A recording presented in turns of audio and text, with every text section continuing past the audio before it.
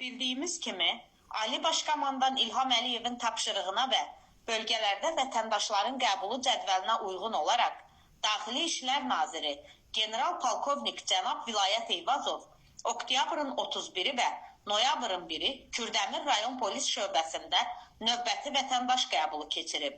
Bərdə rayon Qazaxlar kənd sakini şəhid leytenant Əlizadə Pərvinin atası Vüqar əmi də həmin qəbulda olmuş və qəbuldan çox razı ayrılmışdır.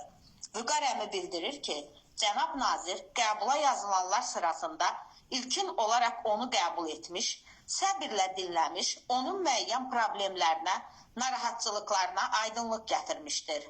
Vüqar əmi bu görüşdən çox razı ayrıldığını dəfələrlə vurğuladı. Vüqar əmi həmçinin vurğuladı ki, hər insana xas olmur ki, həm ən yüksək ali insani keyfiyyətlərə, həm də vəzifəyə sahib olsun. Vüqar əmi həmçinin Ali Baş Komandan İlham Əliyevə bu cür uğurlu təyinat üçün cənab nazir General Polkovnik Vilayət Eyvazov kimi Daxili İşlər Nazirimiz olduğu üçün də öz minnətdarlığını bildirir.